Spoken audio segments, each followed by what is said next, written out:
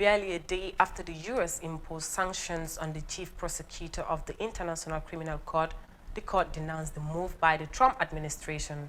The U.S. Secretary of State Mike Pompeo announced the sanction on Gambian-born ICC Chief Prosecutor Fatou Bensouda in a unilateral foreign policy.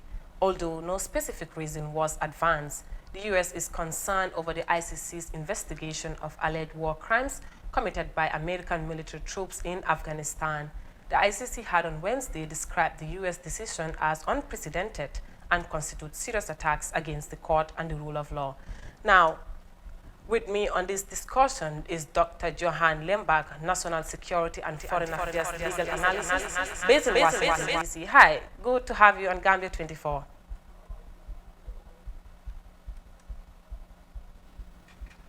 To begin with, what is the U.S. trying to achieve by pressing sanction on the ICC Chief Prosecutor Fatou Bensouda and her Director of Jurisdiction? I think first and foremost, this move is obviously unprecedented, but I think the United States is reminding the ICC that it is not a party to the Rome Statute and therefore does not have jurisdiction over the United States and the actions of military personnel abroad.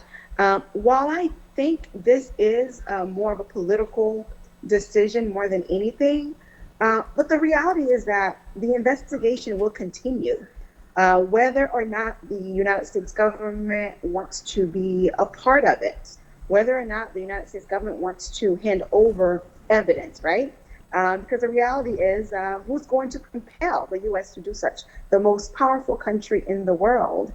But I do think that it undermines the interest of the U.S. government, because when you don't cooperate, and the results that come out will be one-sided, and the side of the U.S. government will not be presented.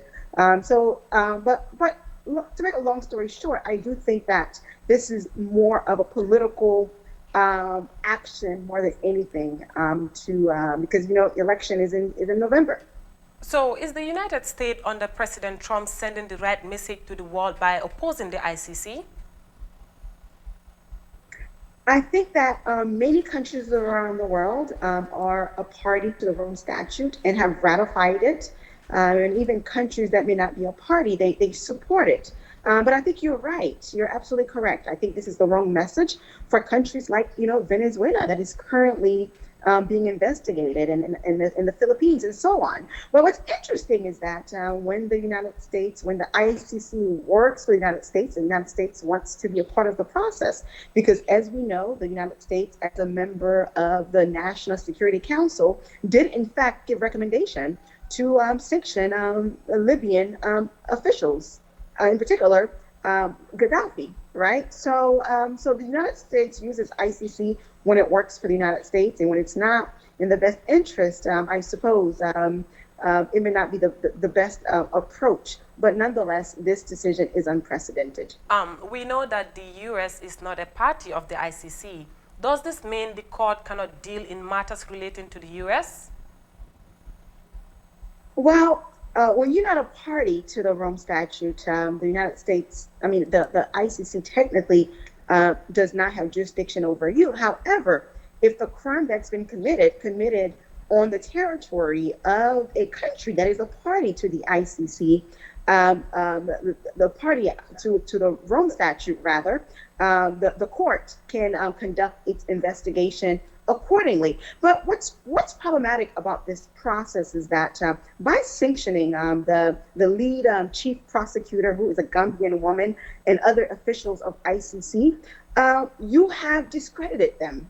Now world leaders are looking at them and second guessing their decisions, because when you have accused a party of corruption and so on, and have taking the extra step to even slap those individuals with a sanction, it impacts the character of those in charge of the ICC and ultimately the investigation. So, Dr. Johanna, how do you think this sanction will affect the job of the ICC? I think, as I said earlier, I think that you are the chief prosecutor, right? And you have a sanction that has been slapped. You've been slapped with a sanction by the most powerful country in the world. Anybody would be concerned, right? And I don't think the chief prosecutor is unique to this. I think that it is a distraction. I can't speak to the allegations because the U.S. government has not presented any specific facts other than the fact that the U.S. has accused the chief prosecutor and others of corruption. But nonetheless, I can only imagine how it impacts your mental capability to continue on. But I think the chief prosecutor and her staff will continue to do the work that they were put in office to do, and that is to ensure justice is provided at the international level. Okay, Dr. Johanna, thank you so much. Thank you so much for having me. Washington, D.C. based foreign affairs and legal analyst, Dr. Johanna